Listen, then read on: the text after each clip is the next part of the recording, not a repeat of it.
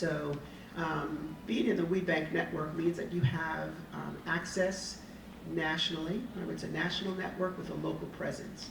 So WPEO provides access to our corporate members locally, and the national network gives you access to the corporate members nationally. We give you access through our programming. The programming gives you an opportunity to touch, meet, build relationships with those corporate members. Most of our corporations have supplier diversity programs. It's the same for the Minority Council. These supplier diversity programs and the people who are in those departments, their entire job is to come out and find you for contracting opportunities and then go back into their organizations and find contracting opportunities. Some of you may have heard of the $1 Billion Roundtable. Corporations who work with both the Minority Council and us are part of that. And what that means is that they work each year to spend $1 billion with minorities and women-owned suppliers. There are 22. There used to be 19, but there are up to 22 as of last year. So it is growing all the time. We are also a third-party certifier for the women-owned small business. So the SBA has 4 third-party certifiers. And back on December 14th, 2014, a law was passed that you can sole source if you have third-party certification for women-owned small business. Our WeBank certification does cost. Again, we're a private entity, we're a not-for-profit, so we have a service fee to process your application. Most of our programming is free and complimentary that you can come to for development and to meet the corporations. You can even come to our programs even if you're not certified yet, so that you can understand the type of information that we give and start building those relationships. But the Women-Owned Small Business Certification, which comes after your WeBank, is complimentary. We don't charge for that at all. That means that you would get a certificate for WeBank, you would get a certificate for Women-Owned Small Business that you would upload into the new system. I call it new because I wanted to call it SAMS 2 seconds ago, but it is actually certified.sba at this point in time. I think that I'll just wait for questions or further information. There's many benefits that come from being in a supportive network. One of the challenges that women business owners face is not having any mentors, and we're working towards that from a corporate standpoint, and of course, being in a network where you understand others who've been there before you also works as well. So I think that's it. Thank you very much,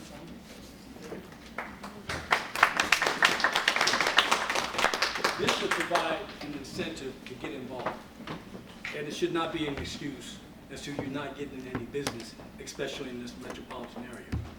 Now I'd like to bring on our last panel member, and that's Mr. Michael Smith, and his acronyms are MDOT.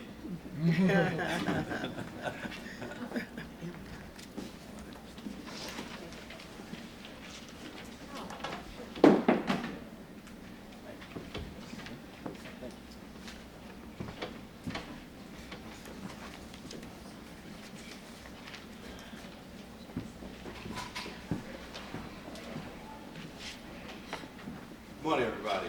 Good morning. I'm excited about being here. I love traveling all over the state of Maryland, talking about the MDED program. Thank you, Al, for inviting us. It's good to talk about the Maryland MBE certification program. The handout that I can't go into detail. Some information that you get about the Maryland MBE program. The state of Maryland Department of Transportation is the official certification agency for the state of Maryland. So if you're planning on doing business as a minority-owned business with any state agency, you would come through the Maryland Department of Transportation. But as Al said earlier, Montgomery County accepts our certification for their minority program as well. So go through the certification process with us, and you consider about other local jurisdictions such as Prince George's County, Howard County. The only one in the state of Maryland that's unique is Baltimore City. They don't accept the certification. So again, it's not even limited to government agencies, the certification. Some private companies like Pepco, BG&E, WSSC, other agencies also use our database of certified firms. And like the rest of my colleagues talked about earlier, the process, the MBE process. But I got to brag a little bit about the state of Maryland for a second. We have a goal of 29% minority participation in the state of Maryland. And for fiscal year 2014, that accounted for, I think, $2.1 billion procurement dollars were awarded to minority and women-owned businesses. So we get excited when we get to talk about that. But again, the goal was 29%. We didn't make 29%, but we're at 27%. So we're still striving to make that goal. Okay. We're talking about the benefits of certification. First up, the eligibility standards. Similar to what my colleagues talked about earlier. Ownership, at least 51% minority owned and controlled. Minority status, Hispanic, African American, Asian American, subcontinent Asian American, and for the MDE program in the state of Maryland, it's also disabled. And again, control, as my colleagues talked about earlier. Minority owner must have the operational as well as managerial control and technical competence in the area they're seeking certification. How many of you are familiar with NACE codes? NACE codes, and that's what we look at.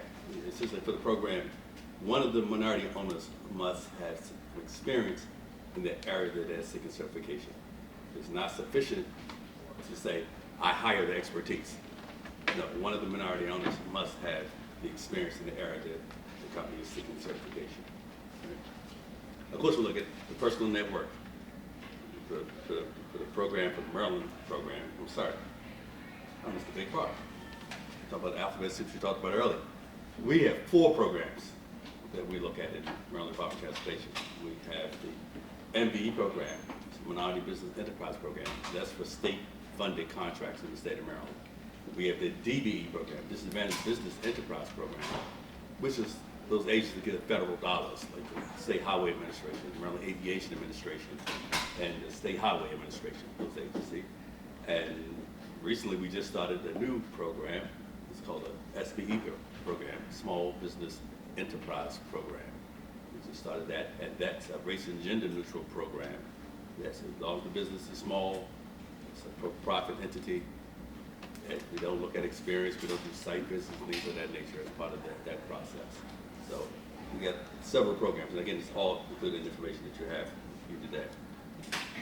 Now, of course, we look at the size. The business has to be a small business, as described by the Small Business Administration size standards. Okay. The application process, it takes about 90 days to go through the process. Essentially, what we look at, we want to know that the business is minority owned, controlled, and it's independent. Those are the main areas that we look at. You submit a complete application to us, it'll be reviewed internally, and the MD officer will come out to your business, whether it's a home-based business or you have an office or a suite or wherever your business is located in the state of Maryland. We'll come out to your business. We'll have a conversation with you about those areas of expertise that you are seeking certification. We'll have a conversation about that. Then we also write a detailed report, bring it back for review by the managers in the office. If necessary, we report back before we call a Minority Business Enterprise Advisory Committee, where the decision is actually made that who gets certified. And that committee consists of someone from the State Attorney General's office, procurement officers, in addition to the director of the Office of Minority Business Enterprise, part of that committee. So it's an involved process, but we encourage you to do it. It could be very beneficial to you and your business. But also, let you know that don't make the mistake of getting certified and think business is going to knock your door down. No, it rarely does it occur in that manner. We encourage you to use this as one of the ways to market your business. And for the state of Maryland is concerned, you don't have to be a certified minority business to bid on the contract. You can still bid on the contract today, tomorrow, but if you want to be counted towards the agency participation goal, it has to be a certified minority-owned business process. And additionally, we'll talk about, we have over 6,000 firms in our database, excuse me, close to 6,000 firms in our database. So it's the opportunity for you to private industry use that database. Government agency uses that database when they're looking for MBE participation goals. So we encourage you to be a part of that. Certified firms, again, fulfill the agency participation goal. Prime contractor, wins a contract in the state of Maryland, and they need that that 29% MD participation goal, they're going to seek you out to do business with that goal. And additionally, it's an annual renewal process.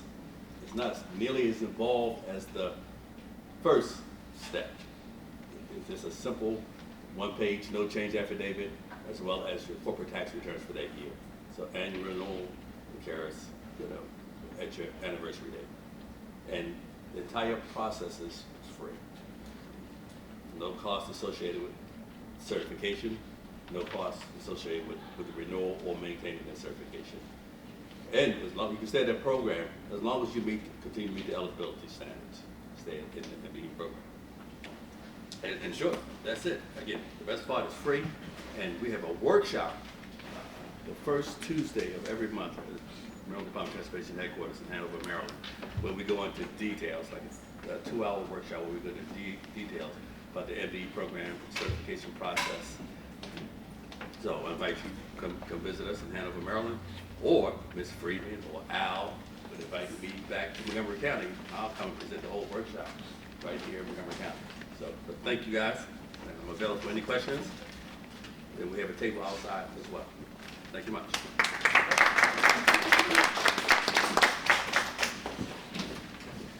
Now that you got all this information thrown at you at one time, and you digested it, now we're going to open up the floor for questions. Do I see a hand? Yes, sir.